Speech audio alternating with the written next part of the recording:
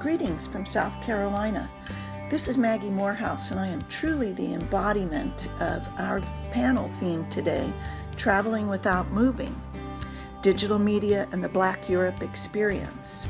What I'm going to talk to you about today is the digitization and exhibition of my oral histories and archive collection about Black soldiers in World War II. I've published a few books and made presentations even here at the AfroEuropeans, some of the other sessions, and I have had scholars come to my house and look through my collections, which are kept in plastic tubs, and then people can read through them. Two scholars who were interested in using my oral histories, Maria Hohn and Martin Klimp from Vassar and from the German Historical Institute, wanted my collections of oral histories that dealt with Black soldiers who'd been in Germany. And so I had to digitize the collection, which came from cassettes and other types of video materials, that kind of thing. I had to digitize them to make them available to put in a Dropbox for them.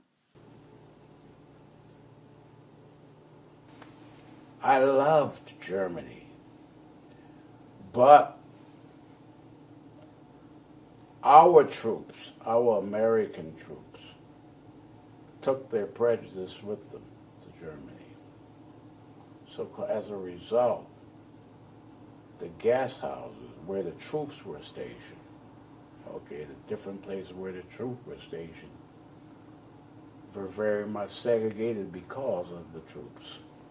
The process of digitizing the collection involved many people, students and professionals. I had to take everything that was from cassettes and other sort of media and put it together in the MP3 formats, into transcripts that were Word documents. And I did this for the German Historical Institute and for Vassar. You've seen that website that they created, quite deep of information. But then other people became interested in it as well. The Avery Research Center for African American History and Culture is at the College of Charleston in South Carolina. And interesting enough, back when it was a school for African American children, Thomas Stoney, who you just heard from, actually went to school there. I entered into an agreement with the Avery Research Center to deposit my archive there. And now we are in the process of preparing that archive. The Avery Research Center for African American Life and Culture is a magnificent archival repository of artifacts and ephemera about African American life. They have recently begun to digitize their collections, which is why they are interested in my collection of Black soldier stories and having that digitized. The Avery is connected to the Low Country Digital Library, some of which you're seeing in front of you here. In fact, the one exhibit called Somebody Had to Do It, about integration in the area. And the LCDL, Low Country Digital Library, and the Avery are all part of the Digital Public Library of America. This consortium of digital portals allows people from all across the world to access information, both about African American life, among many other types of things as well. You'll see that we've scrolled through something called activism that shows the many ways that African Americans were active during the civil rights movement. All of this is completely accessible to anyone. It's not password protected, if you will. We've given you the websites for all of this at the end of this video, so don't worry about copying down all the names. We'll make sure you get that. For the past year and a half, students at Coastal Carolina University from a multitude of disciplines, and faculty plus professionals as well, have been digitizing this oral history and ephemera collection of mine about Black soldiers in World War II.